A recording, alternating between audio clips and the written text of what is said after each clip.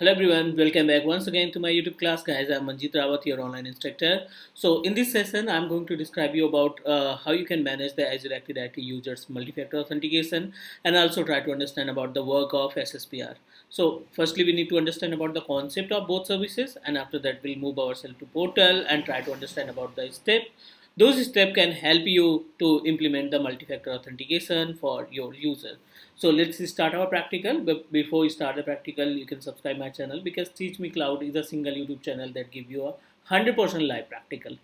So let's try to understand about the Azure AD users, MFA and SSPR. Both are a service. You are able to find the both services over Azure Active Directory.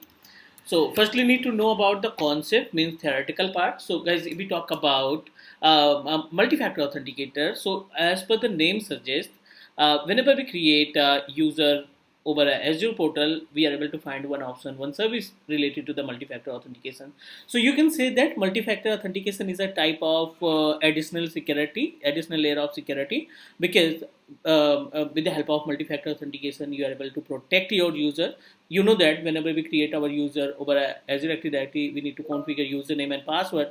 But username and password is not sufficient to protect your environment, to protect your portal. So that's why you need to create and configure the multi-factor authentication. So you can say that it's a type of other layer of security, right? So means we have a various option to configure the multi-factor authentication. Like you can configure a multi-factor authentication for your text, means you will be receive a 6-digit OTP on every login. You can configure as a call, means Microsoft generate a one digital call and give you the instruction to log in your Azure account every time.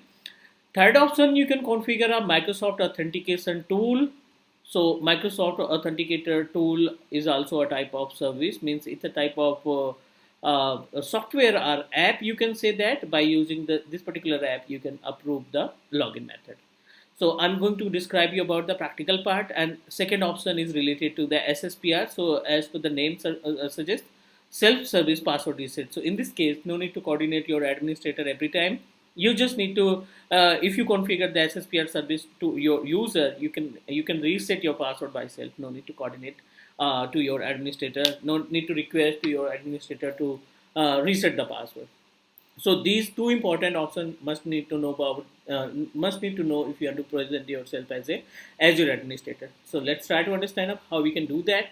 So need to open our Azure portal, and over Azure portal we need to find the option related to the Active Directory. So as we know that, we just need to open the portal, and in security panel we will find the option of Azure Active Directory and security.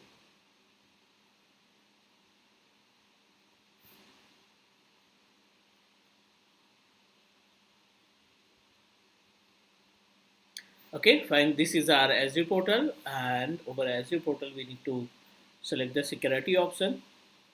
In security option, we are able to find the Azure Active Directory. Open the Azure Active Directory services, and in Azure Active Directory, we need to click on the users.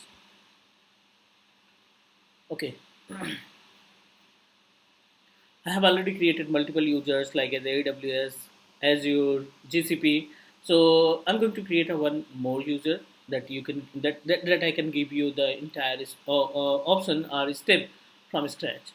So this time I'm going to proceed with the name of training. This is our username, and display name also I'm just going to mention training. I have only one domain controller. This is my default domain. This is my default domain name. So no need to do anything. Uh, this is default password. You have to change the password on first login. Now we successfully created a one user with name of training. Need to open and reset the password first. So I'm going to open the incognito window, and same option you need to use. Same, you need to open the same portal and verify your username. You must need to use the username with the FQDN, means fully qualified domain name. You need to involve your Manandawa24 Outlook 045 on Microsoft.com. Okay. Okay, just type the username training at your domain name 045 dot on Microsoft.com. Okay.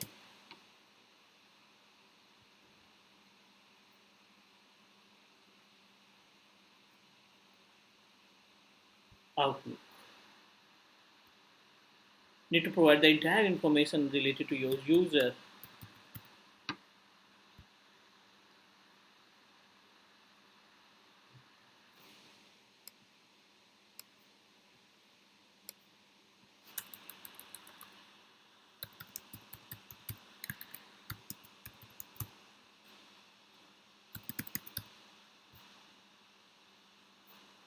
OneDriver 24 Outlook 045 dot on Microsoft.com. Okay, this is first login, so you need to use the default password that provided by Azure, and now you can change your password by yourself.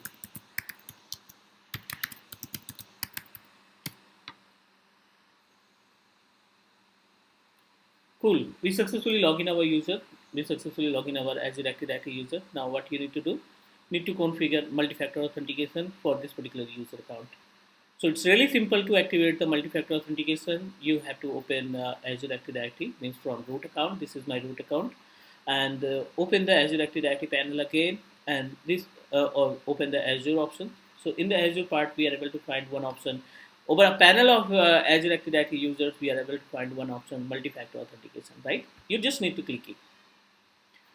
Whenever you click on multi-factor authentication, you will be get another result, and this widget can help you to activate the multi-factor authentication. So now we are able to find our user. I'm going to activate the multi-factor for training. So need to just click on enable button and enable the multi-factor authentication.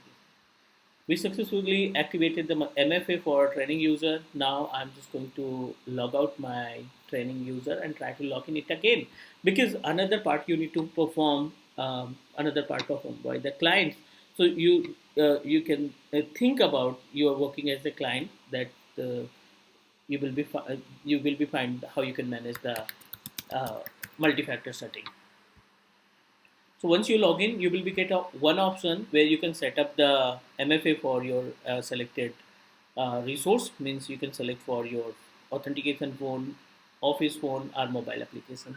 So this time I'm going to use my own mobile number. So I'm just going to select my location and provide the information about my contact number. Okay, we have a two different way to access the method, access the information. One via text and another with the help of calling. So I'm going to proceed with text. Once you click on the next button, you will be get a one 6-digit code on your selected mobile number. So I'm just going to provide the information about 6-digit code, and now click on verify. We successfully configured the multi-factor authentication for our training user. Now, whenever you try to log in your user, you will be get a 6-digit code on your register number. So, means if anyone can hack your username and password, although unable to configure, unable to log in your account, because you will be receive a code, 6-digit code every time whenever you try to log in over a Azure portal. So meanwhile, you can also consider it just like our Office 365 portal. So it works just like our Office 365 activity as well. Now you need to provide the information about your code. So you will receive a code on your register number. So need to provide 74 and verify. Click yes. Now we successfully configure our multi-factor authentication. So this is the information about MFA. So it's a really simple step that you need to use to configure the multi-factor authentication. I hope you all of you understand about the setting, means which step you need to follow to configure the MFA. And next, another important option is related to the SSPR. So SSPR is a very simple service that you need to configure for every user, means because it can help you to reset your password by self without contacting to your administrator. So what you need to do, again you need to open our Azure administrator portal, go to the reset, or open the user account, means which is available in Azure Active Directory. We are able to find option related to the password resets. Whenever we click on the password reset, it gives you three different options: none, selected, and all. So as per the name suggests, if you don't want to activate the SSPR, make it none. If you want to provide the access of SSPR, to few are selected user account, you just need to click or you need to create a user and put into the group and provide the information about your group, right? So in this case, I'm just going to activate the SSPR service for entire user, which is available in our Azure portal. So just need to click on all and save it. No need to make any changes. Now, now we successfully activated the SSPR services. Again, you need to open your Azure user account that you created with the help of 8D and try to log in it.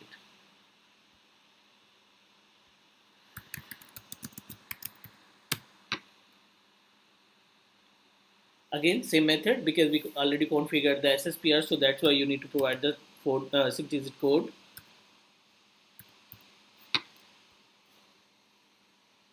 Next.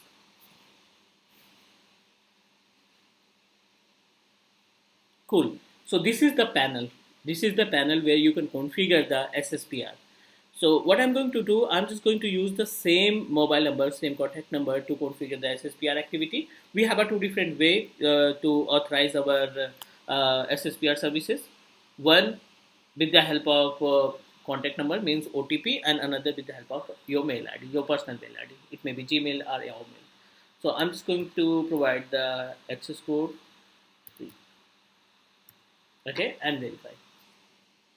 If you want to protect more, so you have another option to configure the authentication mail ID. Means you can set up your Gmail account, and means by using two different options you can configure the SSPR. So I'm not going to verify the second method, just click finish.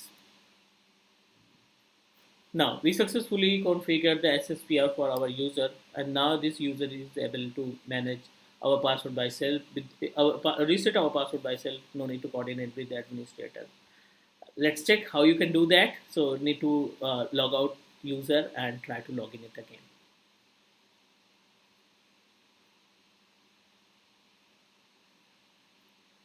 Fine. Now we are able to find one option, forgotten my password. Yes, click here. You need to provide the username, but it will automatically pick up the username. Provide the captcha detail and click next. Remember, we configure a authentication method to our contact number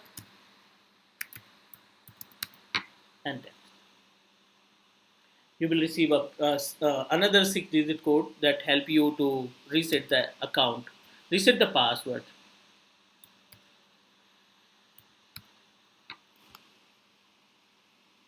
This is the page where you can set up the new password because we've already forgotten our password, so you need to type your new password. So must be unique and must not use before. Okay.